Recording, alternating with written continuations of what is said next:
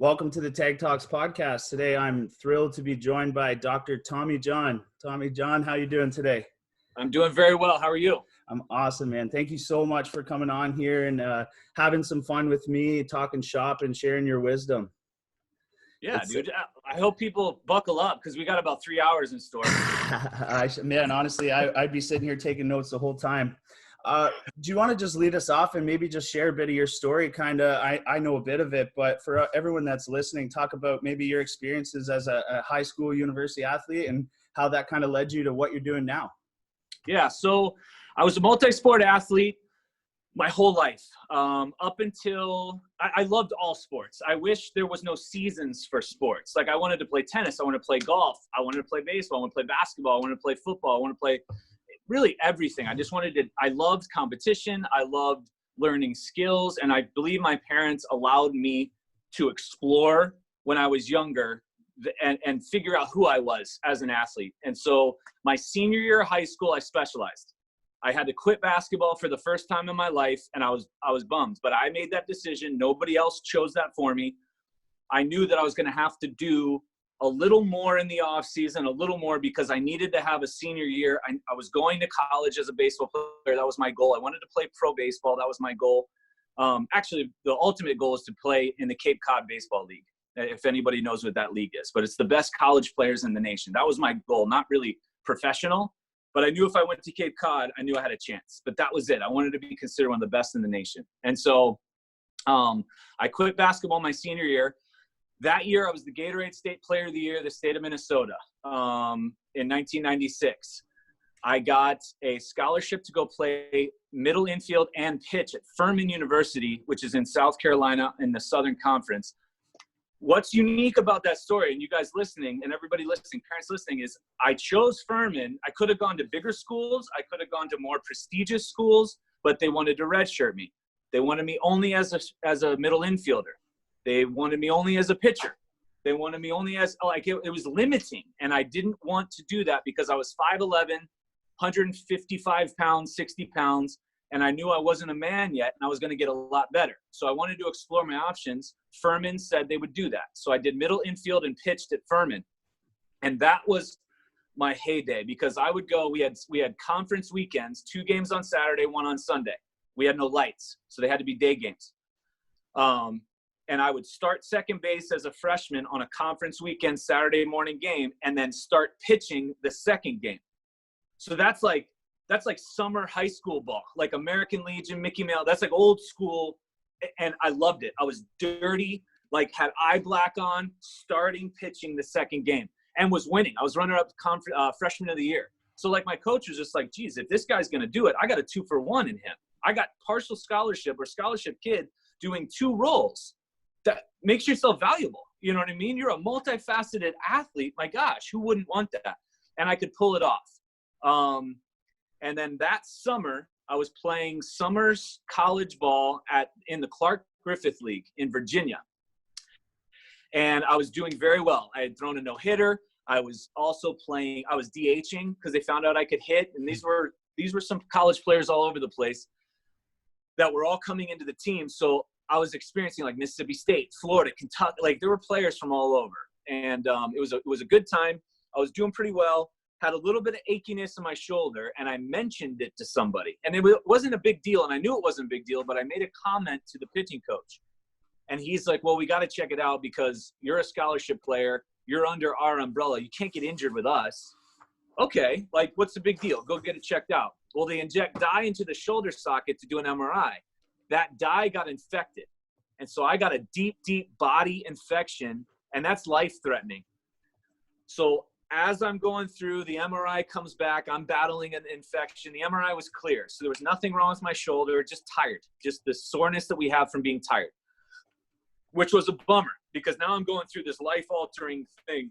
And I got IV antibiotics for a month. My shoulder is the worst pain I've ever felt. And what sucks was I'm laying in the hospital bed with tubes in the front and back of my shoulder because they ran saline through, and it's just draining fluid from my shoulder, collecting into a bag. And I was in severe pain because infections hurt. If anybody's had an infected toenail, times 1,000 in your shoulder. And so that experience was kind of gnarly. But while I'm in the hospital bed, I got a call from the Cape Cod League from the Wareham Gatemen. The head coach of the Wareham Gatemen called me, and he's like, hey, we'd love for you to come pitch. We had a pitcher get drafted, and we have some slots open. We heard you were doing good things. And I'm like, oh, my God. I'm like, coach. And I start crying. I'm like, this was something that I wanted. So of the best players in the nation, now was my call. And I need people to understand this.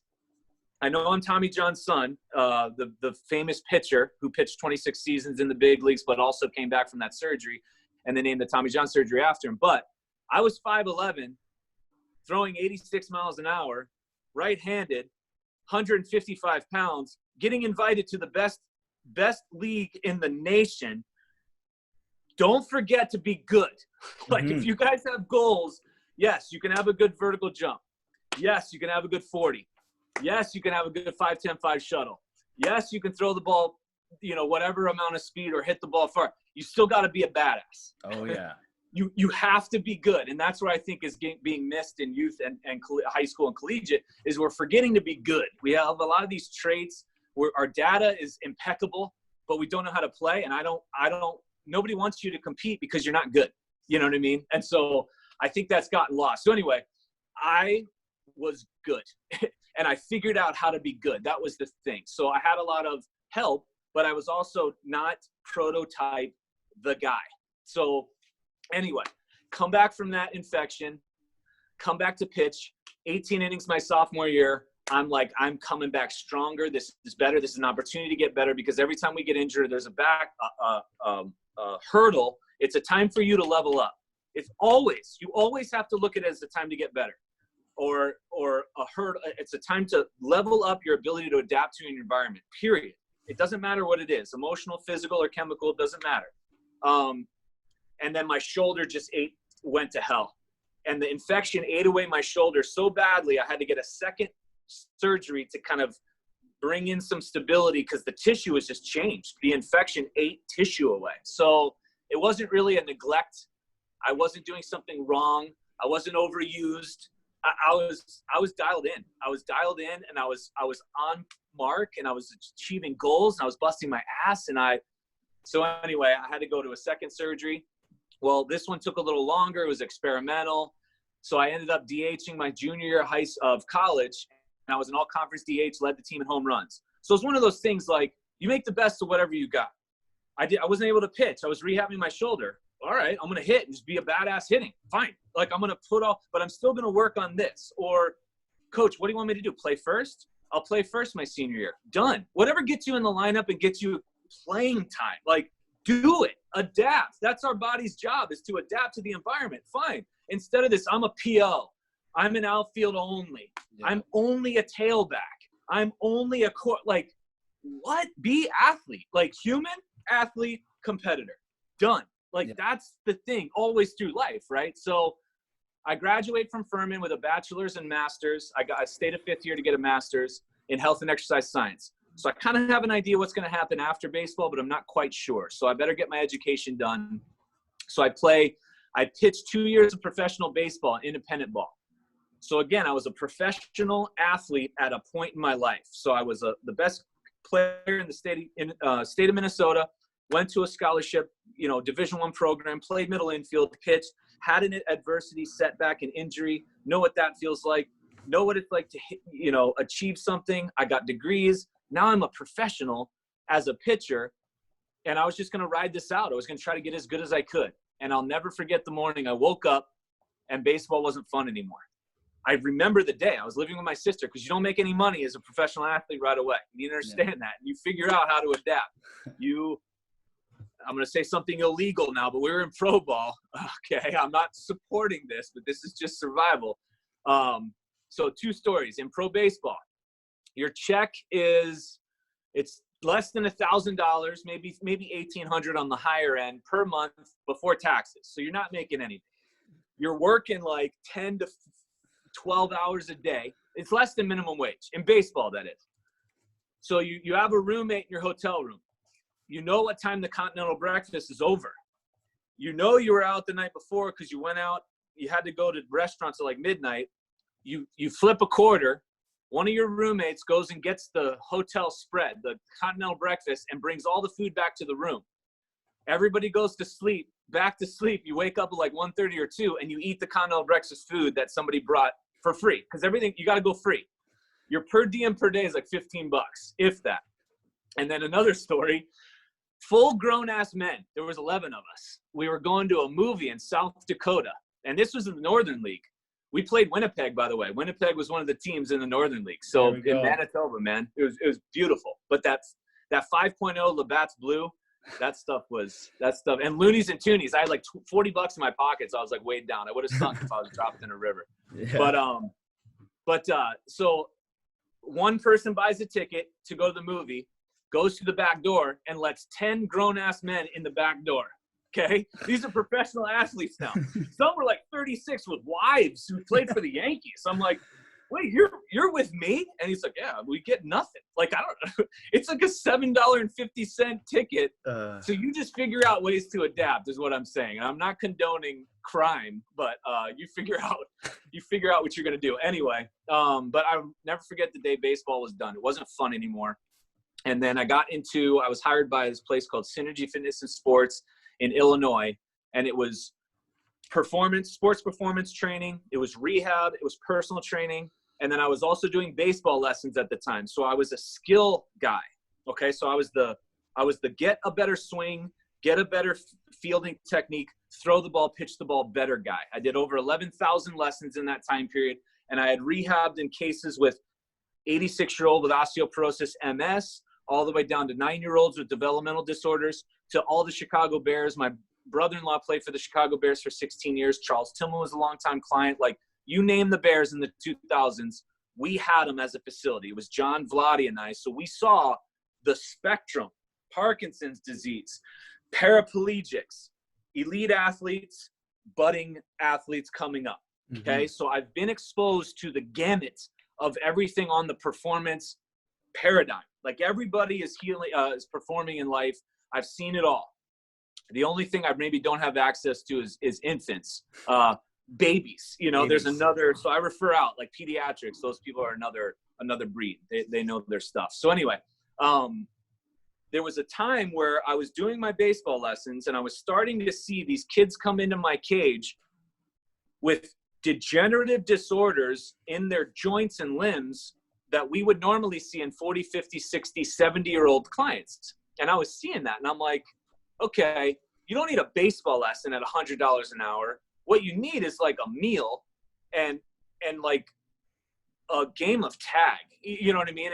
And like, you just need to chill out. You need to be a kid. So there was that reality, and this was like 2008 or 9. This was not 2020. And so I started to get an idea that something wasn't right. And then I started to observe in all our athletes, it wasn't just baseball. It was all sports. We started to see these degenerative conditions come down in injuries. You play sports, you get injured. That's part of the deal. You are accepting that you are going to get injured because it's brutal. Sports aren't healthy. They're not a healthy thing to be a healthy person. They're an expression of what you do doing healthy things. You express through sport, and then you come back and you heal and you do things healthy. But sport, by all means, is not something you go in, I'm going to heal cancer by playing basketball, or I'm going to heal my terminal by, no. That's something we get to do as an expression. That's top of the pyramid type stuff. So I started to see that there was something wrong, and I wanted to go higher up in the food chain. So I shut down my baseball school because I realized I was a part of the problem. I realized taking money from parents in the wintertime, doing these private lessons, although fun, the kids had a great time. I bought a house and it was just like, I can't do this. Like, this is not going to be my income. There's something more that I need to do here to make this place better so that when I leave, it's better than it was before when I came in. So I went and got my chiropractic doctorate at 32 years old, which nobody goes to school at 32 years old. So I was already getting flack because I wasn't doing what I was supposed to do. And what you're supposed to do and what you know you should do are two different things. You need to listen to that voice of what you should do. So I was very heart-driven, heart-led. And now I've parlayed it. I graduated with a degree, and I have a performance and healing center in San Diego where it's literally every human walking through the door has some sort of block between them and their best life, their best expression of themselves. If they're a light bulb trying to shine at 120 watts, something is getting in the way of them being 120 or even brighter. And I'm just there to help facilitate through chiropractic care, nutrition, movement, meditation, spiritual belief systems, purpose, relationship, you name it. Everything in my office has something, whether you look at it, listen to it, read it, feel it, touch it, interact with it. It's some way to get better as a human being. And that's what I had envisioned, was this facilitating office, right? It's not a healing, like I don't heal anybody. I'm just literally, this is like a springboard to get you out, because you're the guru, you heal you, you know more than you think you do. You're healthier, you're stronger than anyone's going to let you believe that you are. Because if we have this, like, you need to be saved kind of mentality, we're all victims and victims need to be saved. Somebody save me. And that's our culture now today, especially in the States. It's make me pretty, make me wealthy, make me healthy, make me lean, make me strong, make me successful, make me. And it's just one of those things that I'm right alongside you and slightly behind you. You know, you're leading the way. And that's all I'm trying to do, is just try to empower. So if I died tomorrow, tonight, people will be like, okay, I'm better equipped to take this life on no matter how much time I have. And that was all instilled by me meeting, you know, Dr. Tommy John or TJ or whatever it was. And I'm more of a player in this thing than I think I am.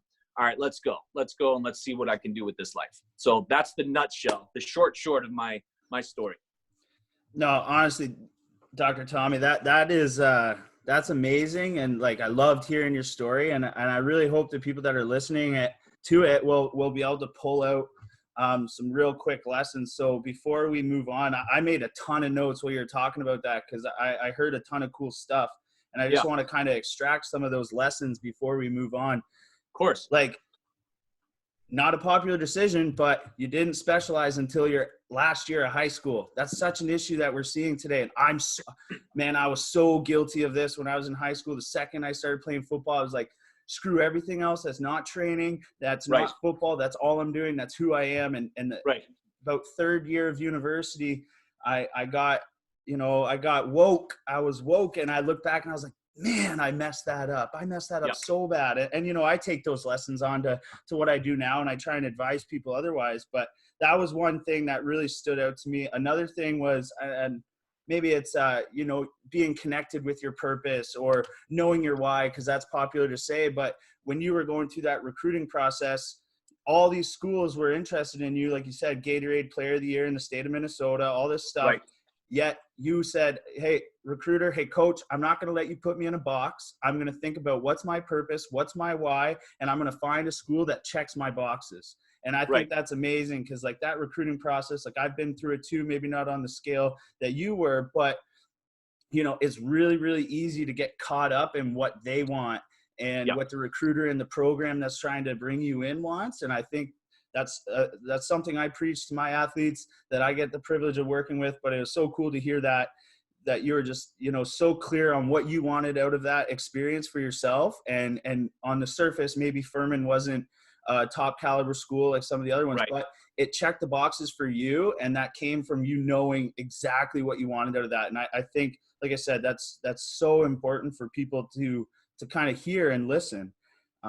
Some other things, you know, talking about your injury, coming back stronger and making the best out of a situation. Like, obviously your complications with your surgery, all of that was out of your control. Like none of that was in your control. And a lot of people would just be playing that victim card and saying, oh, woe is me, complications, got the infections. But like you said, make the best of the situation, control what you can control. Hey coach, what do you need from me? I'll be the DH and I'll lead the team in home runs. Like, you know, in this adversity, here's my opportunity and I'm going to go and make the most of it.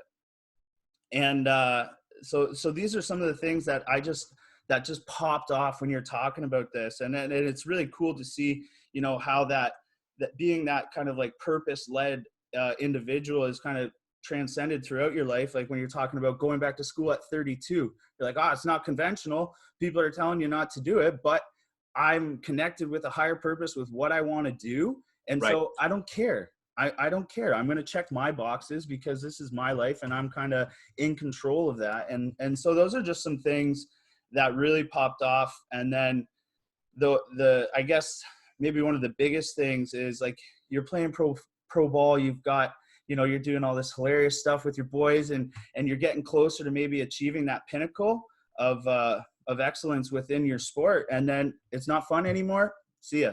And that's Done. the thing. Like you said, sports are dangerous. That's part of the thrill of them. That's why we love them. That's why we're all attracted to them. That's why they're so popular across the world, but they're fun. They're supposed to be fun.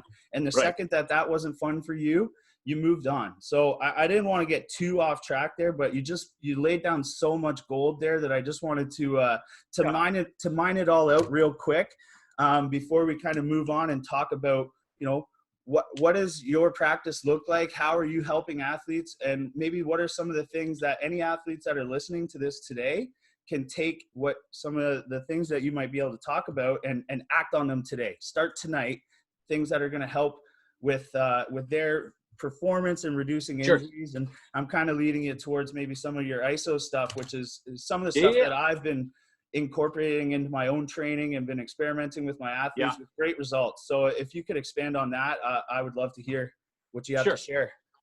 So in my office, when you come in, I take your case in. I want to know everything about you. And it's a conversation. It's literally sitting on a couch, like in a living room. I want you comfortable. My shoes are off. There's a video game in my office, a stand-up video game. There's a bulldog walking through named Snack Pack. He rides a skateboard. Like it's the most real, open. Some people call it the healing den. And so when you come into my office, I want to know your case. I want to know everything about what's going on with you, why you are not, where you think you are. And then you list out, I'm also watching you when you come from the car. I'm watching who's walking first. Is mom leading kid, or is kid come up? Does he look me in the eye when he shakes my hand first off? Does he shake my hand at all? Where's his phone when we're having this conversation, or her phone? I've had a kid, I asked, they were done. They didn't last. The kid picked up his phone and answered a text in the middle of our consult.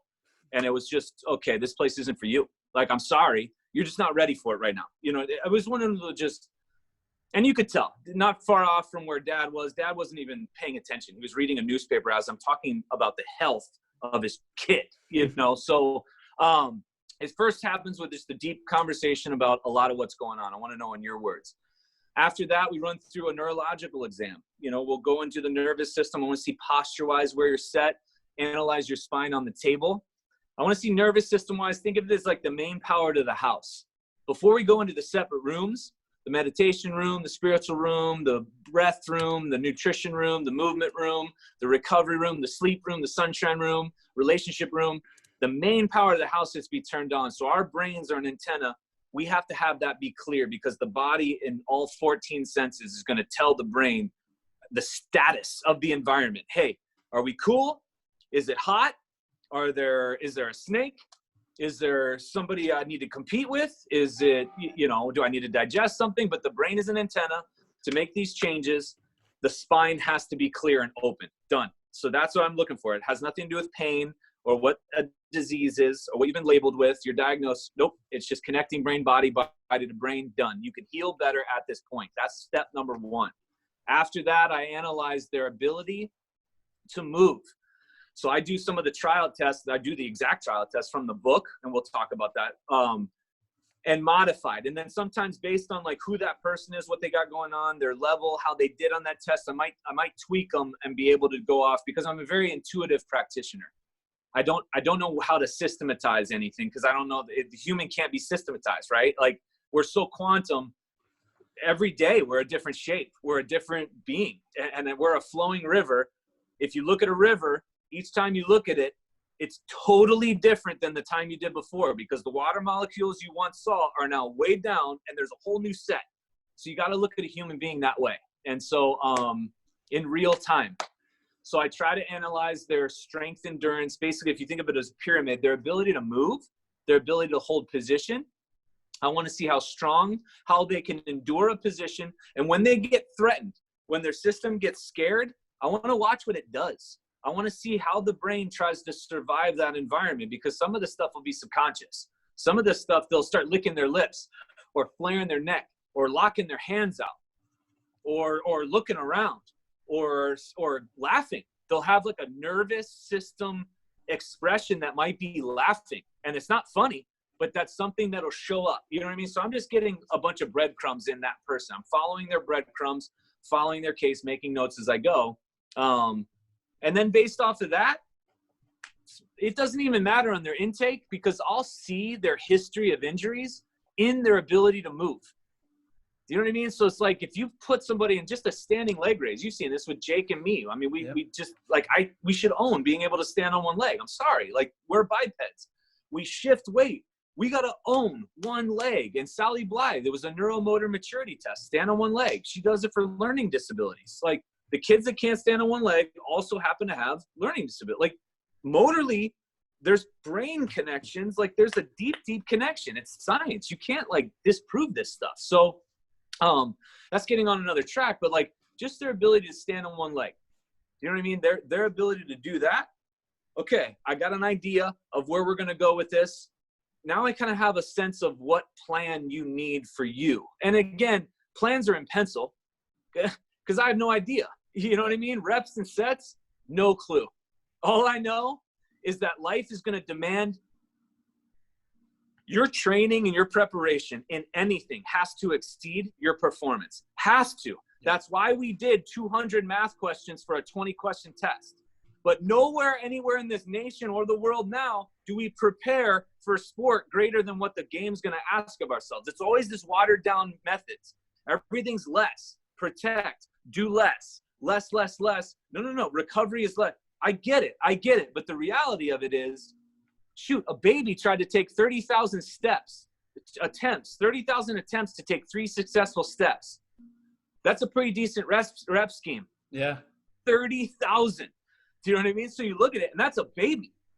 And they're crawling thousands of times. I mean, we calculated, I talked to Vladi yesterday. He's like in a state of like just above coma, meaning you're getting out of your bed, you're going to the bathroom, or you're walking down to like do a lap in a hospital. You're going to do about 2,000 somethings. You know what I mean? 2,000 accumulations of something in a 24-hour, your 16-hour period, or however long you're awake.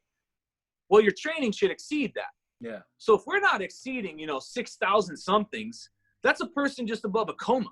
Yeah. So what about the elite, or what about the high school guy or girl that wants to make the team, or the person wants to go to college, the person wants to play pro, the person that's injured? Injured is even more. So we have to have that reality, like, geez, man, I need to figure out how I'm going to fit this in. And that's some of the biggest stuff with my office is their threshold gets raised. We stimulate their basic line threshold so much that the primer in my office, meaning the stuff that everybody goes through, I don't call it a warm-up because you're already 98.6 degrees. Like, what the hell do you need a warm-up for? Yeah. So and if a lion is like present, you're not going to be like, oh, sorry, I need to do my dynamic rolling, like prep. You know what I mean? Like, no, we're going to be able to compete right now. Now, is that ideal? No. Okay. But let's be real with it. You know what I mean? Let's like, how much of a warm-up do we need to do? So I do it a primer. I call it a primer. And there's 120 spine moves, 60 squats or lunges or split stride of some kind, 30 push-ups, 3 minutes of calf jumps. They got 3-minute one-legged squat or 3-minute lunge, 3-minute push-up or 3-minute dip. That's the start for like 95% of my office. Even if you're 70, you will work to being able to do that before we get into anything. So I just want people to realize they don't understand what we're talking about right now, like that those moves or that concept just yet. But that's a primer. Mm-hmm. Now, if I just stopped right there and stopped every participant, I call them or athletes because it's not necessarily sport. Like, every human is an athlete, an elderly gentleman slipping and falling and catching himself, or a woman, wanting to work at the pottery wheel, right? And do these thousands of movements and holding her posture so that she doesn't get injured, or carrying a baby in one arm, or bearing a child, growing a child and delivering it healthfully. Like, we're all athletes needing to adapt to what the world's going to bring us. So I just say, like, we're just training for life. You're all athletes. I mean, every single human is born an athlete. Some naturally better than others, but we can stimulate ourselves to be a very high performing athlete, whether that means playing college pro sports, or that just means surviving an infection, a divorce, a test, getting a bad grade on a test, surviving a bully, and then just the trials and tribulations that come with life. Yeah. But If I just stop there, all the people in my office are exponentially better than what they were prior, because we didn't water down anything. But then we get into actually the training stuff and the movements. And sometimes we'll meditate after sessions, or we'll fire up some sage. And I leave that to people. Some people are like, hey, can I light sage? Sure. Or I'll watch them and they're like, what am I doing next? And they'll be leaning side to side. And I'm like, that? And they're like, what? And I'm like, what you were doing right there? What was I doing? You were just laterally flexing your spine. And it's like, how do you know I'm supposed to do that? Because you were just doing it. Yeah. Like, that's the thing, right? So if we get intuitive and we kind of go, the body will kind of tell us what we need and what we don't need. And there's also times where, hey, TJ, how many sets of this? And you might have heard me on Instagram say this, or seen me on Instagram say this, till you're disinterested. I love doing on heavy load days, like really heavy stuff, or plyometric, like really aggressive plyo days. They're supposed to be maximal. Stop when you're disinterested. Just like I stopped baseball when I wasn't fun anymore. And they're like, what? And everybody's reflex reaction is like, wait, are you serious? Because nobody's given them that freedom before, right? Nobody ever has allowed them to be the leader in this whole thing, which is them improving their own lives. And what you'll find is, as they're going with load, or as they're going with these jumps, there is a point in time on really high external stimulus like that, to where they hit a point, and I know you've gone through it because I've gone through it too. You hit that point, you're like, dude, how does someone do this anymore? Yep. But you'll stick it out because somebody gave you 6 sets or 10 sets or 20 sets, right? A coach told you. And I feel that there's those times where you'll still compete in that environment, but training should be something building up for competition. We don't train through competition. Aside from some of the PRs and stuff like that. Dude, I totally get that. You know what I mean? But that's where I leave it up to them. Then there's other days, 3,600 shoulder reps. Oh, is that still disinterested? No. No. Like, this is like carrying luggage in an airport. You don't get an opportunity to be like, oh, yeah, can somebody get this for me? Like, no. Or you got to clean a floor. Or you got to dump garbage cans to provide for your family. That's not a maximum effort thing. There's no physical tiredness that will ever step in the way of that person. Or neurological fatigue. No. You're a human being. Let's go. This is the time. Multiple sets of 5-minute holds. You serious? Yep. Might take you 84 minutes, but I'm not going anywhere, or I'll do podcasts or whatever. So that's the thing. And then the biggest part, coach, and I know that I want people to hear this. They're always looking for us to make them better, right? They want us to make them better.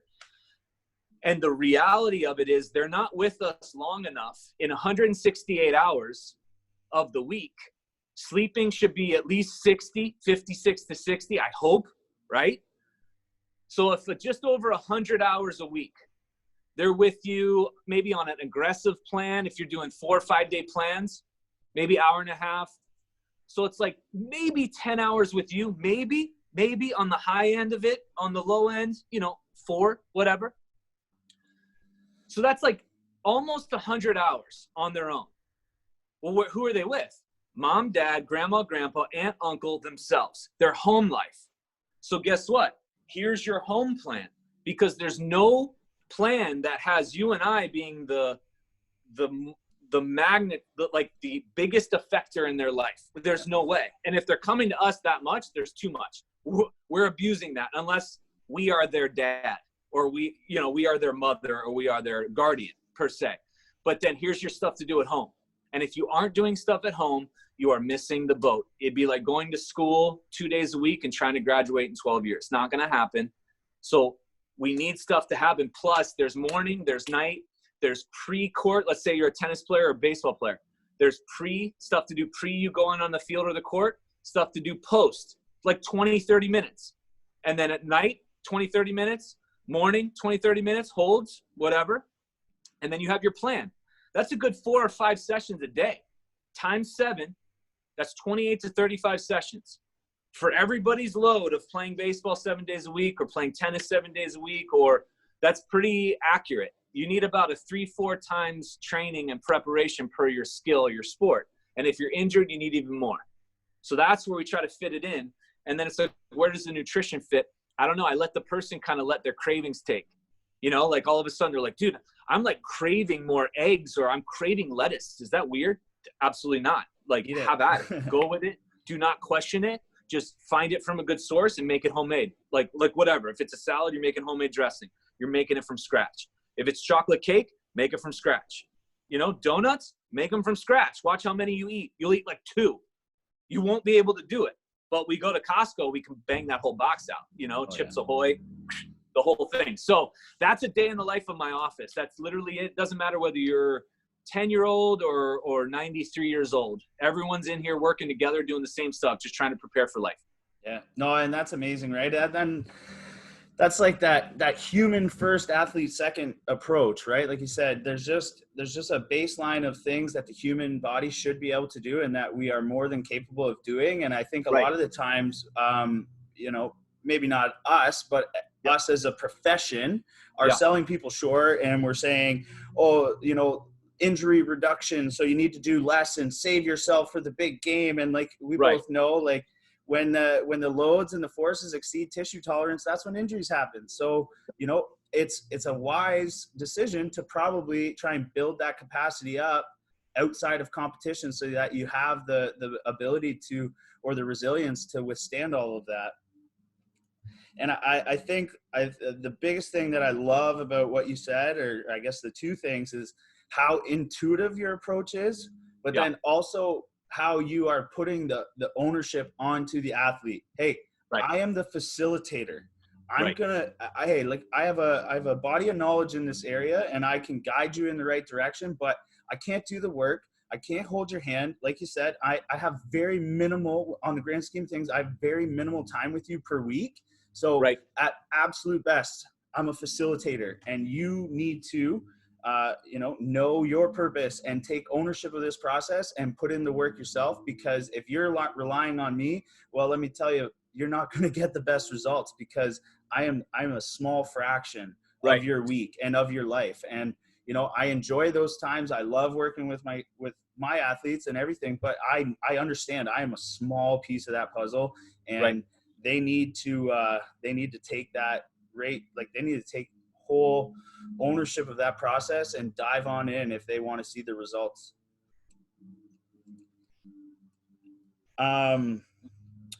Oh, and the one thing too about the disinterested, like I thought that was really interesting, going until you're disinterested. And like you said, we've both been through that millions and millions of times where you're doing a traditional, maybe a 10x10, whatever. And by set 6, you're like, I don't want to do this at all. And, you know, in reality, that signal's coming from somewhere, right? That's a sign that your body is saying, hey, bucko, no more, I've had enough, or whatever. But when we see, the piece of paper in front of us that says 10x10, we're like, oh, I guess I got to do 4 more. And that's one thing that I've always tried to communicate to any of the clients that I've trained over the last 4 years or 5 years now, is I'm like, this is a piece of paper.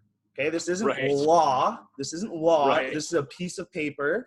And, you know, in practice, we'll use it as a guiding, like almost like a map per se, but you know what, you might have to take a few detours, and that's where you're just, as a facilitator, as a coach, you're just trying to keep that, make sure that the athletes and the people that you're working with know that hey man, this is a two-way street. We need to go back and forth. You need to tell me how you're feeling. Hey, if after one set your body says no bueno, okay, guess what, let's move on and let's do something else. Change it. Sure. Exactly.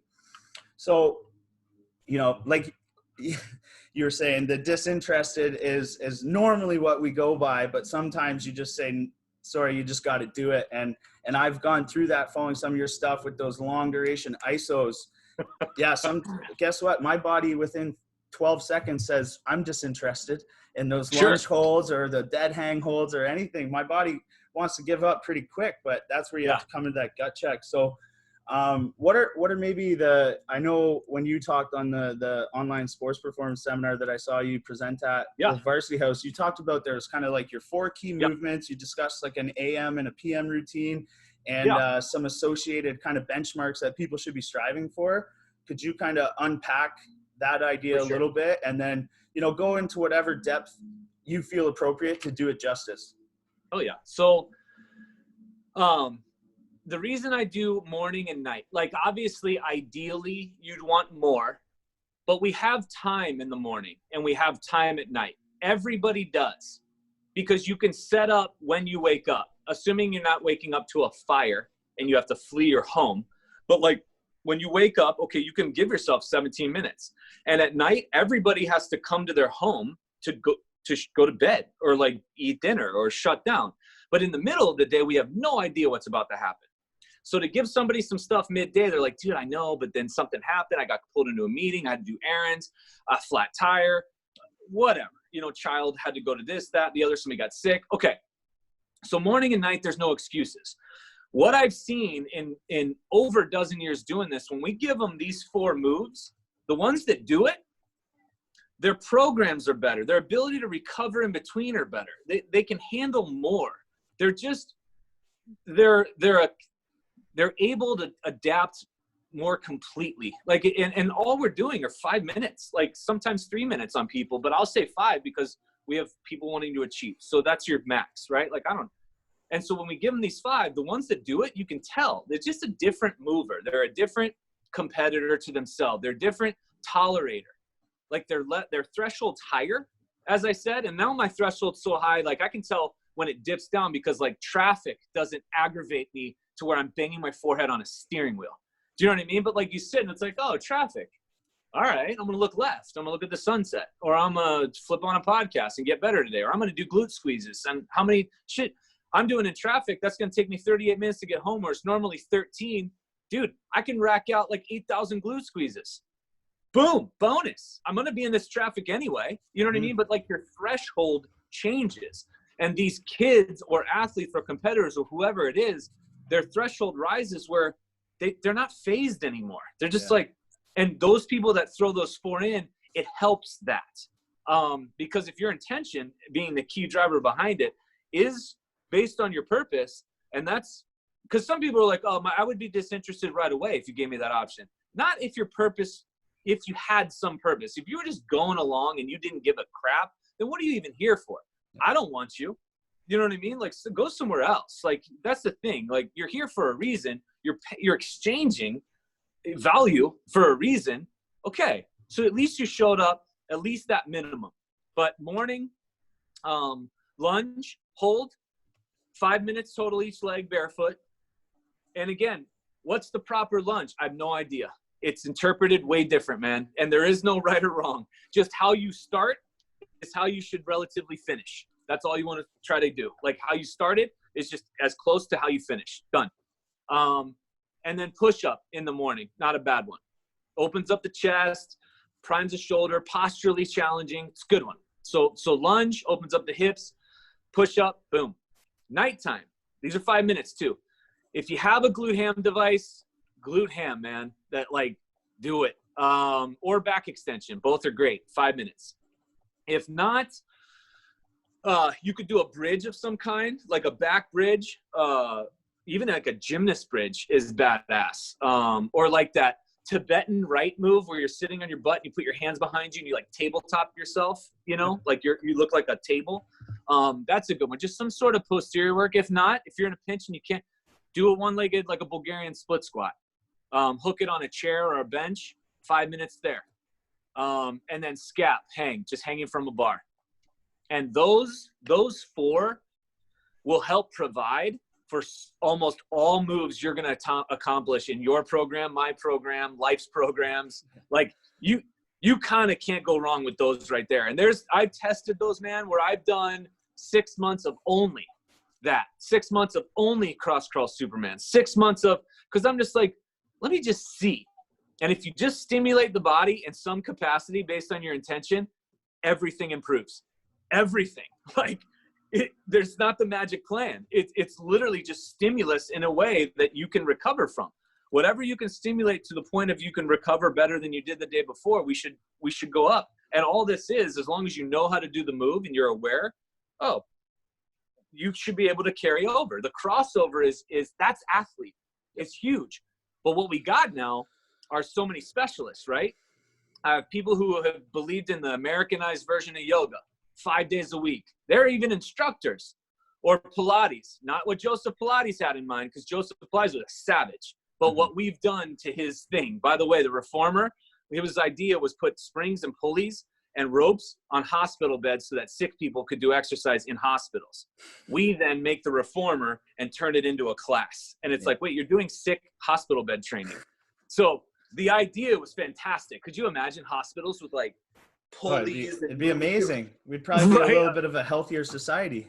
Dude, I mean, imagine that. Like hospital stays would change, everything would change. Anyway, so I get a lot of people who come in, even CrossFit, you know, they'll come from boxes or they'll come from WODs or whatever, and passionate people.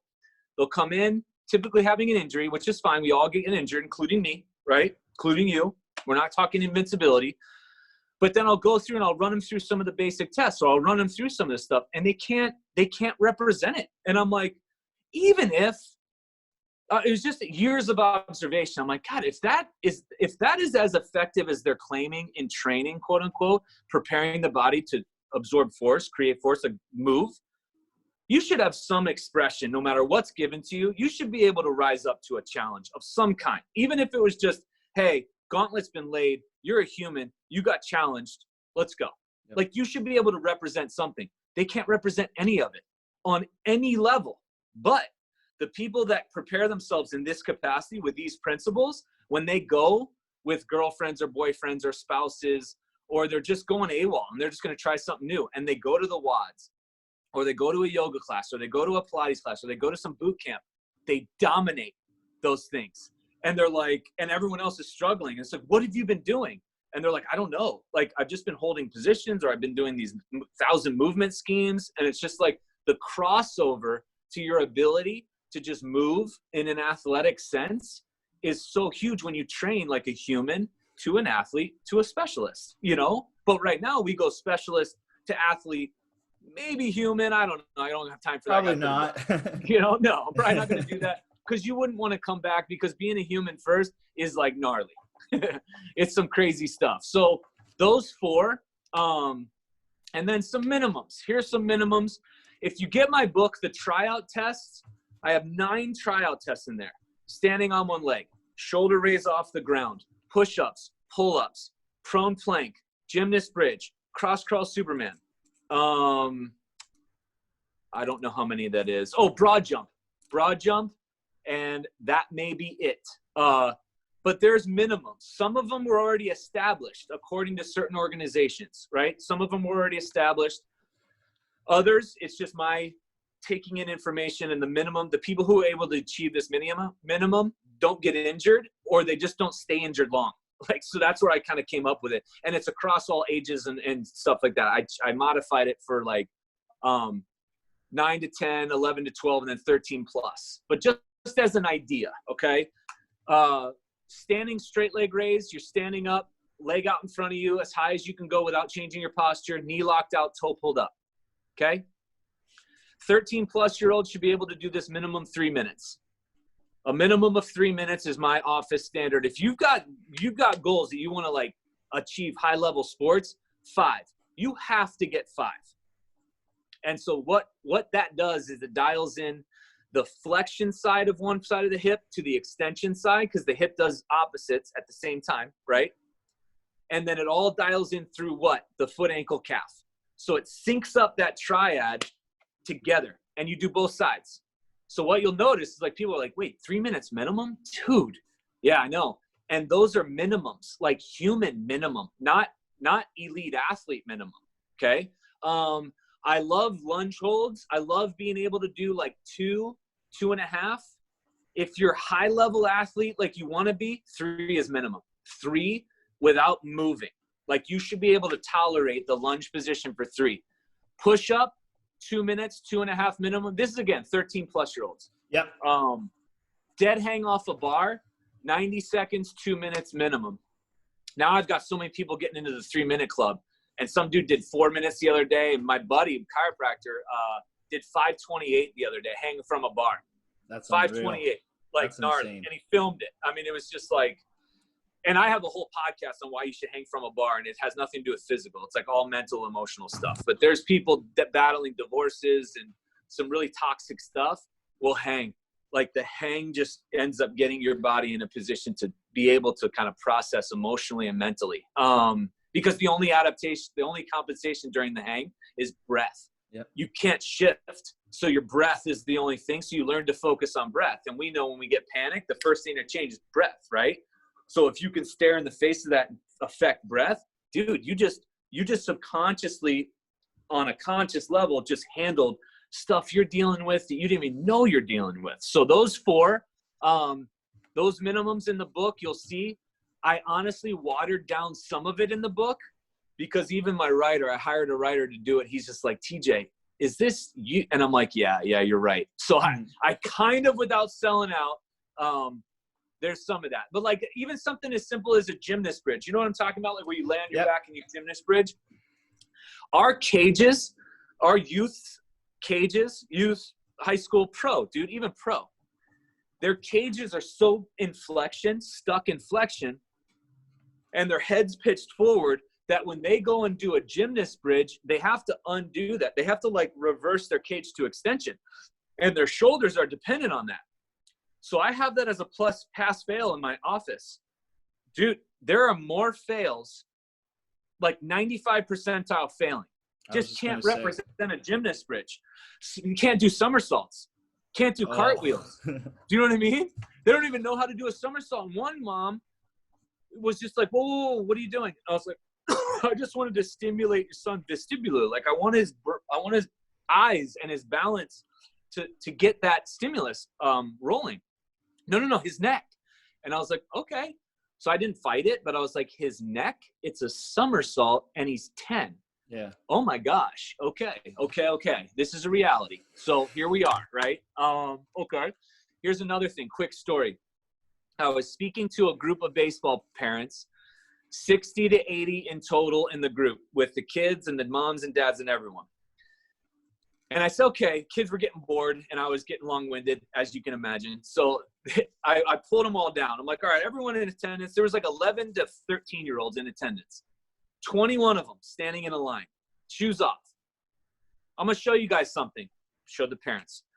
Standing straight leg raise. Had them all do it. I'm not even a stickler on position because I don't even care on that. I just kind of want to see what they do, right? So I said, how many 11, 12-year-olds, how many 13-year-olds? So the 11, 12-year-olds, it should be 90 seconds minimum. The 13 plus, they should have been 3. But I just said 90 seconds for everybody. Let's just do 90 seconds. Well, the parents raised their hand. They're like, what would you do in your office? I'm like, 3 minutes, everybody. Like 3 minutes is a minimum for everyone, including you guys. And they're like, okay, cool, good to know. One kid was able to get the minimum. Some of them were jerking around and being silly and jokey, and that's cool. You know, it was funny, and they were on the spot. But then there were others that were like, okay, I'm trying. If you shift your foot or you put it down, you're done. Sit down. 1 out of 21, that's about 5%, less than 5%, right? That's about the average of what can handle the minimums in my office if we just across the board. You walk in for an injury, you walk in for nothing. Like you want to get faster, right? It's always I want to get quick. Okay?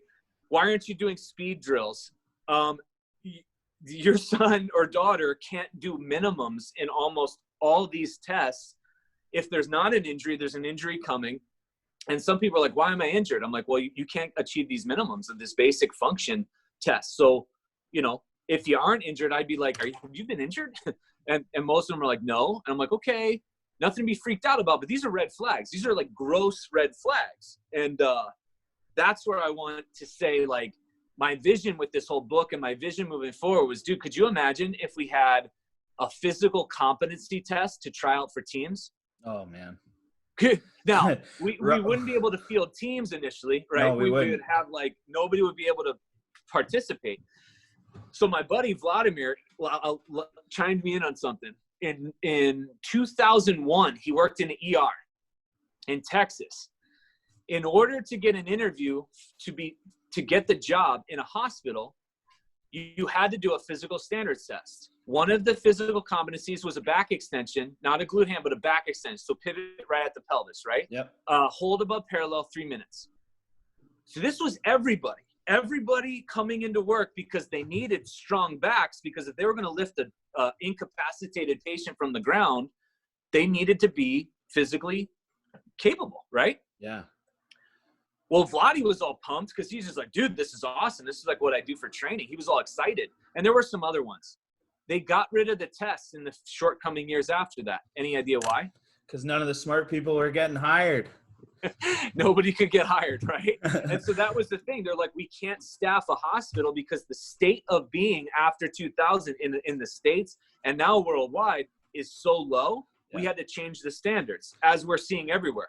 Now they're like changing pant sizes to make everybody feel comfortable. They're changing, I mean, you name it. We can get into this whole rabbit hole of stuff, right? But that was something I'm like, dude, you couldn't interview in a hospital, let alone play D1, D2, D3, NAIA, JUCO, or compete in high school. You're going to try to compete in a sport and you can't do a minimum of what was it required for a hospital. No, come on, let's change that. Let's flip that script. And when you start speaking in terms of raising the levels of just the expectations, and this is absolute. Yep. They now see it as not a mountain, but as a mountain to climb another mountain. But that one before was like impossible. No way would I be able to do it. Now you're doing it as a warm-up or a primer, so to speak, yeah. right? Now we can handle even so much more. Not that we have to, but their capacity to do more.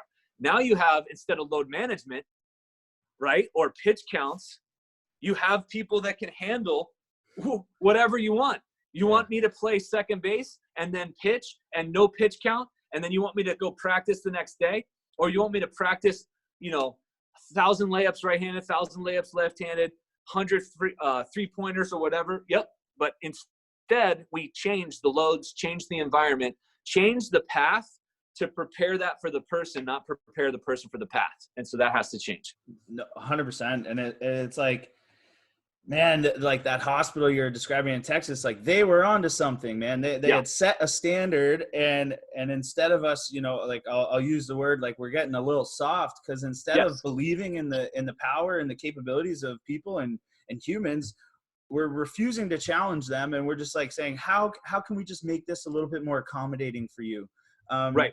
Oh, can we tell the sun to turn it down a little bit? It's getting a little too hot. Like we're just trying so hard to be comfortable, but like at the end of the day, humans, we're not designed to be comfortable. We're designed to be challenged and overcome and withstand. And we wouldn't be here on this chat talking if us as humans didn't have these capabilities. So it's like you said, like, man, let's just start believing in people and what we're capable of again. Like, let's just stop path of least resistance. Let's just stop pushing everyone to that side, because it's not good. It does, like, the only thing that it's good for is healthcare and profits, right? Because like if we had a more resilient population, people wouldn't need as much medicine. They wouldn't be as much injuries or disease and all this stuff. And I don't want to get too tangent or too ranty on that, but it's like, man, we gotta just challenge people. We gotta believe in people, and if we just keep making it easier and easier, these generations that are coming up are just weaker physically, mentally, because we've just rolled out the red carpet for them at every stage of life. And we can't really do that anymore, or else, man, we're gonna pay the price for that in the end, and it's not gonna look pretty. No, I agree. And to kind of connect all these ideas that you're talking about with your minimum standards, and maybe to put it into the training speak, like, we use this term in the industry, GPP, general physical preparedness. And it's like, everyone's, geez, we could unpack the rabbit hole of that friggin' term too.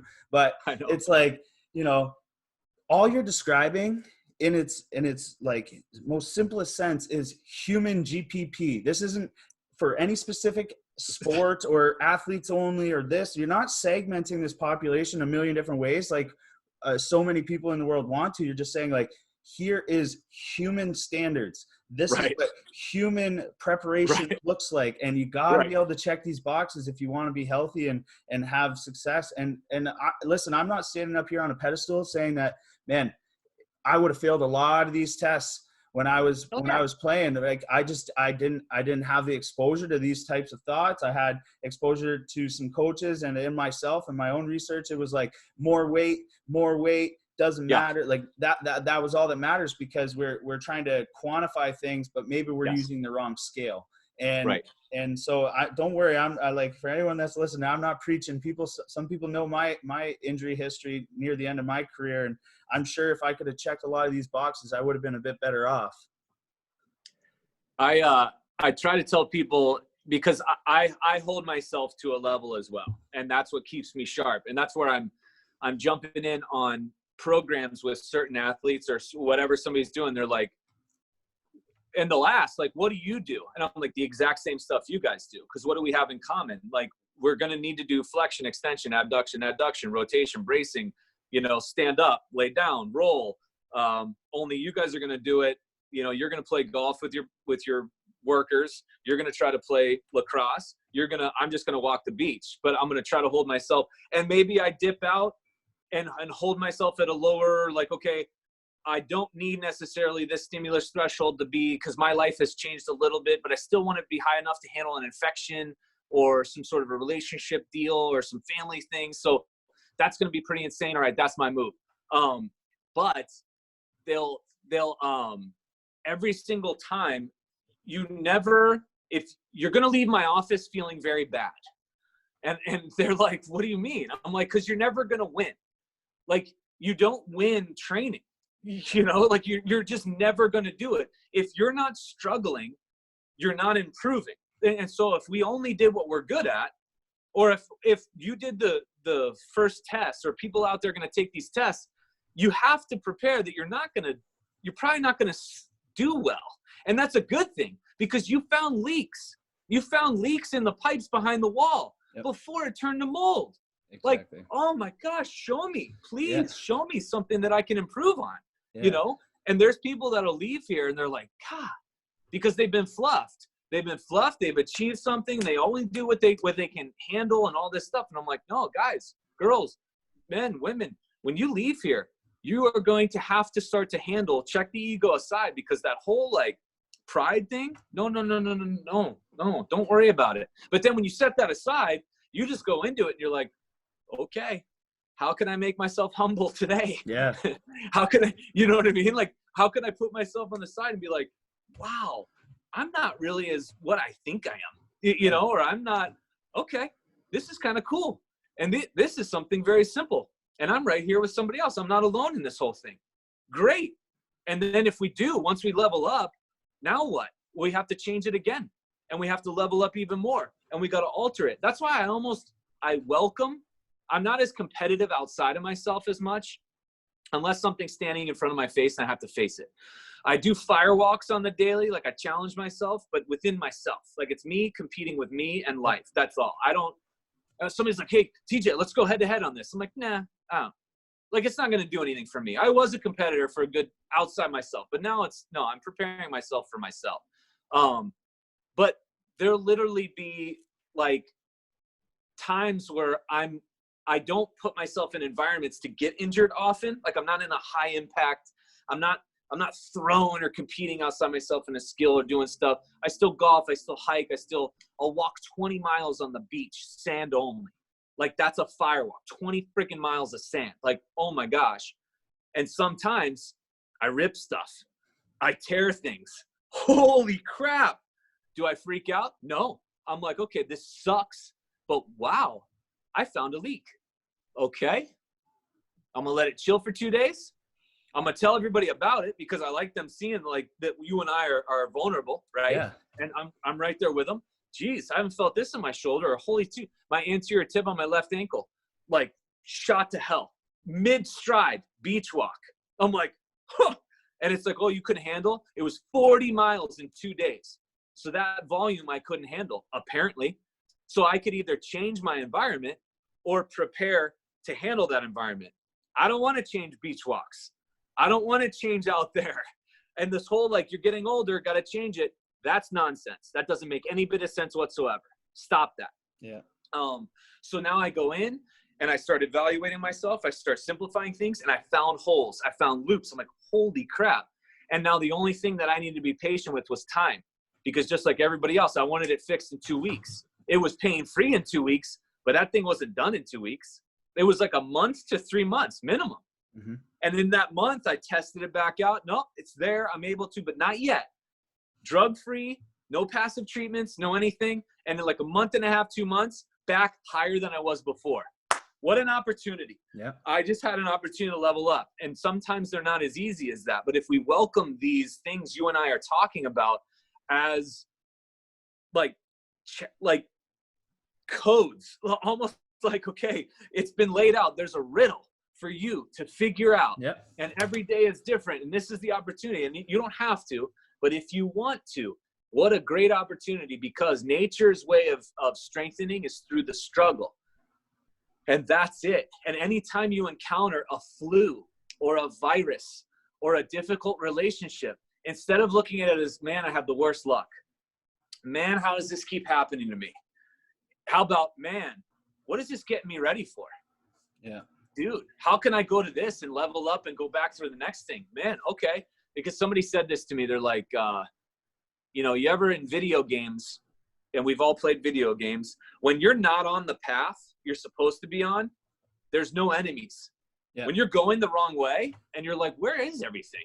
But when you're on the right track, it's like, hoo, hoo, hoo, hoo. Yeah. They're coming from the trees. They're coming. So it's one of those things. Like when you're on the right track, yeah, this should be difficult. This should be a challenge. Yeah, you're under fire, and like it's come up a few different times, and this could be applicable to not just physical strength or growth, but there is no growth, mental, emotional, physical, without that struggle. And that's that's why we love training, because it's like I get to generate daily struggle in my life and I get to overcome it.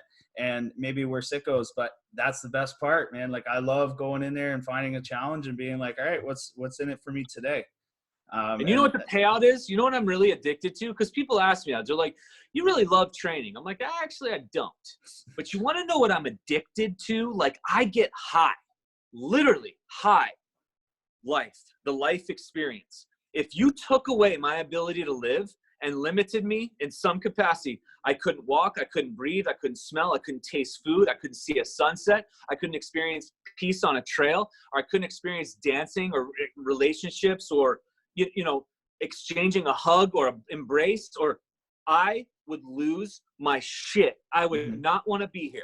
So that's my sacrifice, right? Like that's why I'm doing it. And again, this is all going to check your reason and your purpose. I'm not doing it to do it because I just love it. Like I'm doing it because I love the stuff it's preparing me for. Yep. That's what I'm addicted to. Oh my gosh. Like the baby's not like, crawling again, standing and falling again. No, that's why they cry. Like that's if a baby could talk, our vocals don't start early, because if they could talk, they would tell you, oh my God, you don't have any idea what I did today. I tried to walk and you don't understand. Mom, are you listening? Mom, are you listening? Like I took 30,000 steps and I only took 3. What the hell is this? I want something different than milk. Give me something different. What is it? Like, no. So again, it's not this fun thing, but it knows moving forward, being upright and walking in ambulation on 2 legs, or being able to run, skip, jump, climb, is exploration.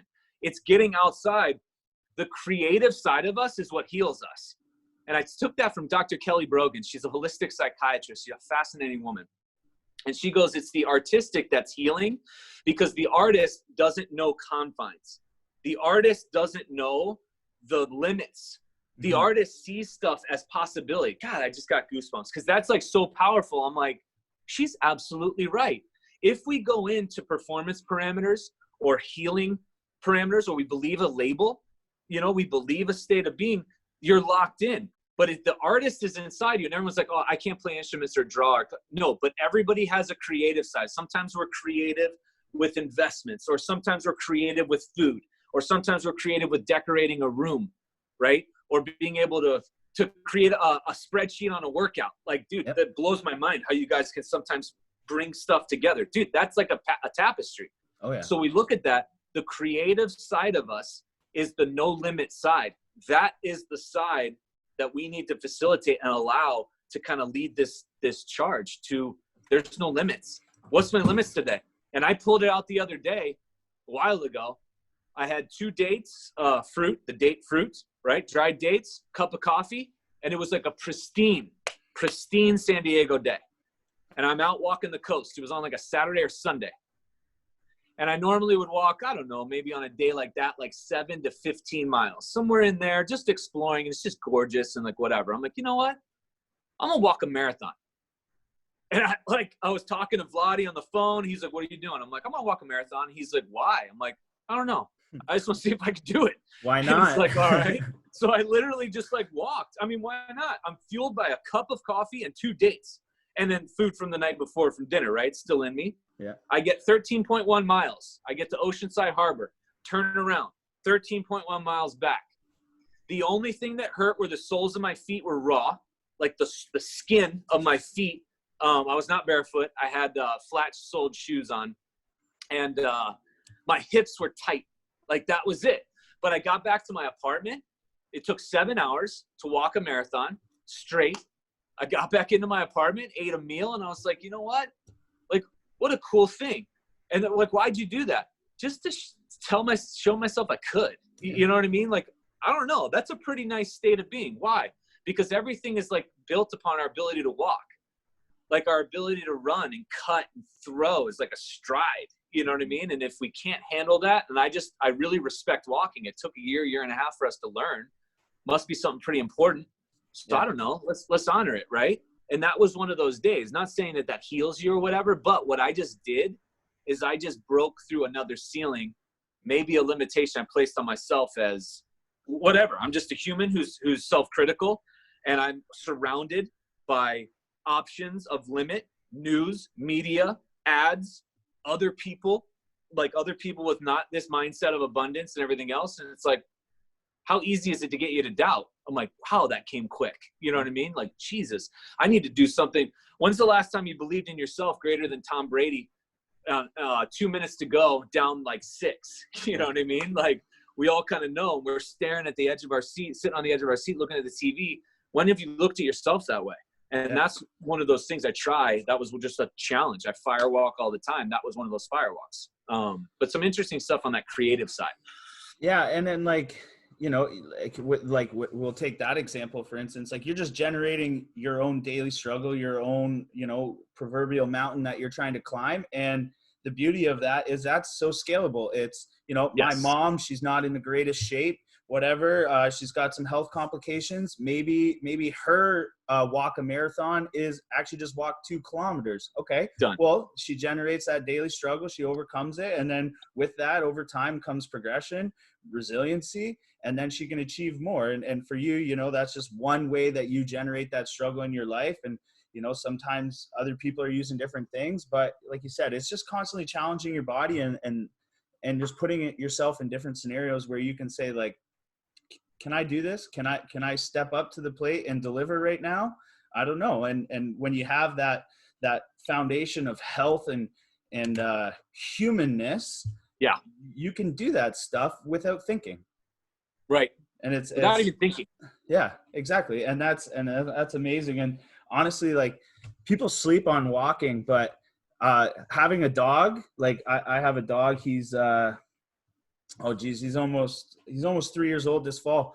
Best thing ever, man. I got an excuse to get at least 5 to 10K. We're kilometers up here in Canada, but I get at least 5 to 10 kilometers with my pooch every day. And in the last 3 years, what a great physical, all that, sure, mental, man. Dude. Just to have that time, me and my dog, you know, some days when my girlfriend's not working, she's there with me. Yeah. Such a good, relaxing, peaceful time. You're out in the woods, the trees. It's like, that's, like you said, you want to do all these health things so that you can enjoy life. Like, that's what enjoying life looks like for some people. And you got to do the things to put you in positions to be able to do the things you love. And that's it. Yeah. Most days, maybe you don't want to train, right? Like, right. Dave Tate, you know, a different realm than maybe how we've been talking about this conversation. But I remember I was listening to a podcast. I love the guys at Elite FTS. They've been spreading, sharing their wisdom for a long time. But yeah, he talked about, he's like, I've been training for 30 years or whatever. You think I want to go in every day? Hell no. I can bet you there's probably maybe one day in the last 6 months that I've wanted to go in, but I do it. Right. And that's what I think it is. It's just embracing struggle and creating that for yourself. So you consistently challenge yourself, and however that looks for you as an individual, man, so be it. Right. Find what's going to challenge you and fire you up, and then just embrace it. Well, man, this has been absolutely amazing. Are there any things that you think you haven't maybe touched on that you would love to? Yeah. So again, we were talking about before, your audience is athletes, high school, collegiate, and then the parents of Yeah. athletes, you know what I mean? And they're going to be speaking to parents of other athletes or parents in their neighborhood. So I think the big thing is that, regardless of whether it's injury prevention, you know, we know that there's these injury epidemics, although they've taken a back seat in the news lately because of what's going on in the world. But they were a hot topic. Pediatric ACL tears, 9-year-olds getting ACL surgeries, concussions in girls soccer overtaking football, Tommy John surgeries in baseball players, spine fractures in everybody. These are youth and teens and college. And then now, like, manias and anxiety and depression because of our inability to perform, like some really crazy stuff. Okay. Preparing to not be a data-driven person, like a stat, and then preparing to be your best self. It's all the same thing. It's not like, oh, do you have an injury prevention program? And then we'll do the performance program. Yeah. Same. You know what I mean? Like health and performance, healing and performance, same thing. Like the healthier athlete's the higher performing athlete. Like, yes. Stop separating the two. Health and performance, man. Done. Performance is stacked on top of health. If you don't have your health, man, you got nothing. Exactly. So when we look at it that way, so regardless of whether you're on the other end of the microphone, hearing this, like, and maybe you got a sling on, or maybe you got a brace on, or maybe you have a fresh stitch in your knee or something, doesn't matter. It's okay to come back from that, or to prepare that isn't you if you haven't had that, or to put yourself, whatever your goals are, just understand the biggest takeaway. Understand nobody does it for you. It was like the first thing we talked about. Yeah. Nobody, no facility, trainer, coach, doctor, specialist, guru. Now they have all these like biosensing apparel and they want me to endorse all this stuff. And I'm just like, you guys are going to the wrong place. All these apparatus, all this technology, all this, like, none of that is going to put you in, save you, heal you, make you better. Like, none of it. You don't need any of that. The defining common denominator is you. It's you with the 8 essentials that you have in life: a belief in something greater than yourself, a purpose, your relationships, your sleep, naps, breath, meditation, prayer, exposure to natural light, nourishment, movement. Those 8 are totally in your hands. The biggest the biggest elements that go into healing radically, like radical remissions, to performance avenues, to some really crazy stuff, come within those 8. It's always going to be some sort of a lopsided imbalance in those 8. You have those 8. Take an inventory of those 8, but it's on you. And parents, we're guides to kids, but the kid is the leading factor in this whole thing. Like, are they wanting to do this stuff? Do they want to go to this? Are they having fun anymore? We got to start connecting and asking them questions of integrating how they're feeling. Because in today's society, we're not allowed to feel anymore. You can't be anxious or depressed. I'm anxious and depressed every day. Every day I experience those feelings. Am I, holding myself up and sprying off negatively? No, I talk about it and I'll share it with somebody, or share it with you. I shared it on this podcast right now. Yep. Great. Makes me feel good. Sometimes I'm ambitious. Sometimes I'm jealous. Sometimes I'm angry. Sometimes I'm in love. Sometimes I'm, again, we can feel. It's the biggest driver behind this thing. So connecting everybody together with this whole deal, nobody's going to save anybody. Whoever's involved, it's in their hands. The number of hours that they have to change the habits, it's 1,000 brush strokes a day to create the masterpiece. It's 1,000 of them. And if you took each brush stroke by itself and looked at it, it'd be like, that's the most boring, stupid, non-sexy, unsellable, unmarketable thing you can possibly think of. I know. And you ask every superstar, Tom Brady, my dad, hey, what's it take to be great? They'll like laugh at you. Like, what the hell are you talking about?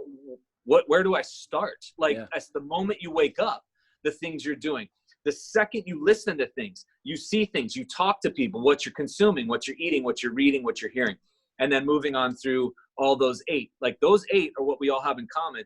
Take an inventory in those 8, but understand nobody's going to save you. Nobody makes you better. Nobody heals you. Nobody fixes you. Not at all. You got to acknowledge that it's on your plate. It's in your hands. There's accountability that has to come back. Mm-hmm. Nobody's holding anybody accountable anymore. And it's scary. But the scary part is to know that you're not alone. That's why you have us, or that's why you have neighbors, or you have people to the side, to the right or left. And you're open about it. We're open and vulnerable and naked, and we're human. And here it is. Yeah. We're going through it too. But that's the big thing. And I said it on MLB because Brian Kenny asked me with Tommy John surgery specifically. I said that because everyone's looking in baseball at these injuries. Somebody make a pitch count. Somebody show us the right way to throw. Somebody invent a baseball that doesn't hurt arms. Somebody make new rules in baseball. Somebody save us. Texas, Florida schools. Somebody equip my son or daughter to make. No, man. There's no way around that. And then any kind of naturopath or doctor or whoever. I spoke to a woman yesterday. She had a cancer scare.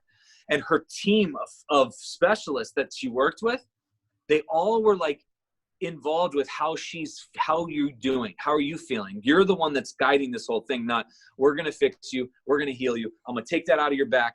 Done. Yeah. It was this very open, vulnerable, in a state when we don't want to be. And I think vulnerability is almost like a curse word now. Like you can't go there. Right.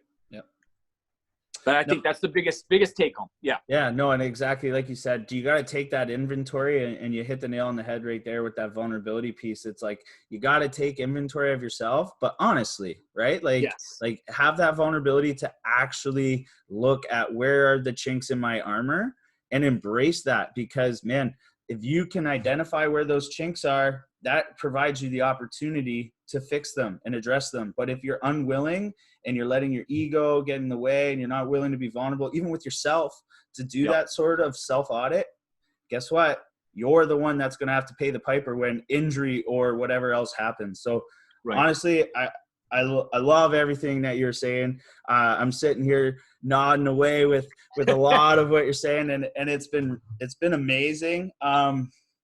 For any of the people that might be interested in a lot of the stuff that you said, like where can people find you? Where can people connect with you? Where can they learn more from you? I know you mentioned your book. Where can they get that if they feel so inclined? Thank you for allowing me this. So drtommyjohn.com is my website, drtommyjohn.com. I have a podcast. You can find it on there. It's the Dr. Tommy John podcast. I just recorded the 35th episode yesterday. They release every Wednesday morning. I'm going to start having more guests and more specialists outside of myself to explore that route. The book is called Minimize Injury, Maximize Performance, a Sports Parent Survival Guide. It sounds like a youth sports injury prevention manual, and it is. But I've had people in their 40s, 50s, 60s, 70s, 80s, hey, I really would love if you wrote a book for me, like a survival guide for me. I did. And I'll cross out the title and just write Baby Boomer Survival Guide or whatever that generation. I'm like, it's the same thing, because principles are principles that we all follow. And within that book, I want to go real quick. There's an actual fabric foundation of solution that everybody can put in. It's just based on principles. It's a rethink, replenish, rebuild, recover plan. And each one goes into each one of those. We need to rethink how we're going about sports or our lives. Replenish through nourishing foods. And where do we locate those? And what's the diet? I'm a big spoiler alert. There isn't one. Like, I'm not a big diet person because there just won't be the one. We're all human and dynamic and changing, and we need things at different times. Rebuild.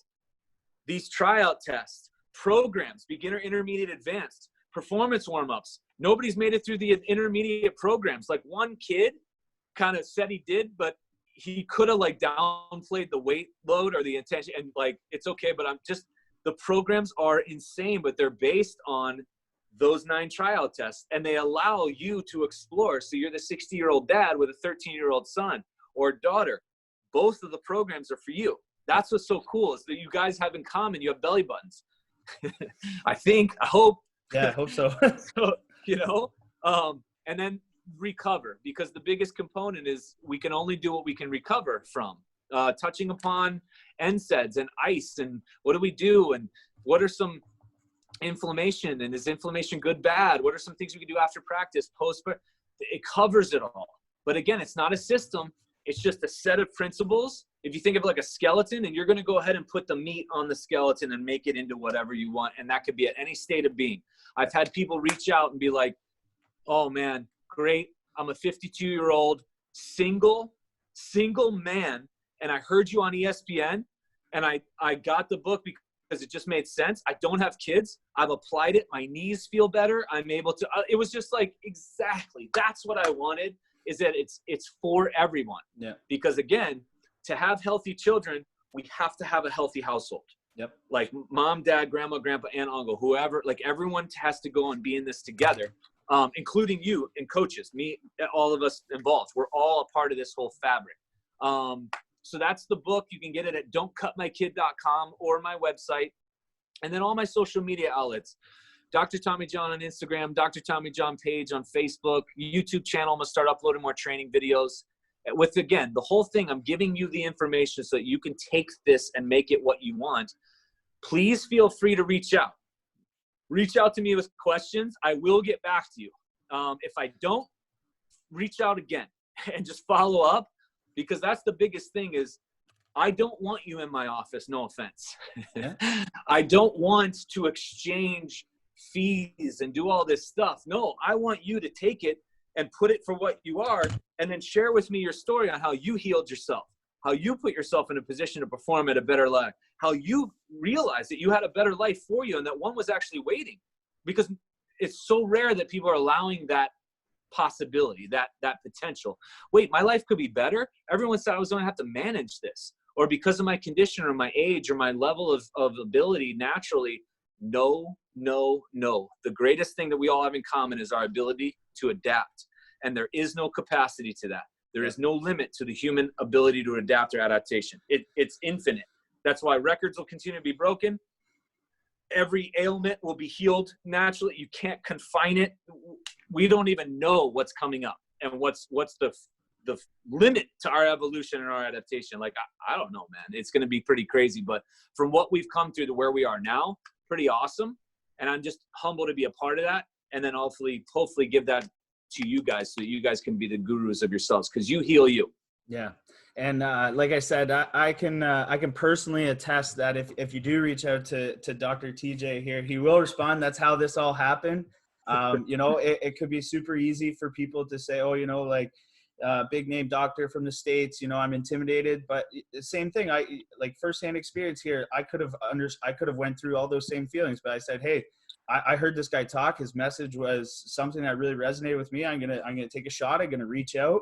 And like you said, you're making that easy for people, and you're open to having those conversations because ultimately you want to help. You want to help, and you're trying to facilitate that process for lots of people. So honestly, so grateful for this opportunity, and I will do my darndest to get all those links and throw it in the description here. So it's just to kind of make it easier for people to connect with you. But I'll also, I've been doing it with my athletes, and on our private group, we've been sharing some of this stuff, some of the different ISOs and stuff, but I'll make sure I start sharing it a little more publicly too, just to get people on board. But honestly, thank you so much. I'm going to stop the recording here, but I'd love to chat with you for a second longer. So of course. Dr. TJ, thank you so much for coming on. Guys, look into him, reach out. If you feel inclined, get that book. But this was amazing. I hope you guys learned a lot.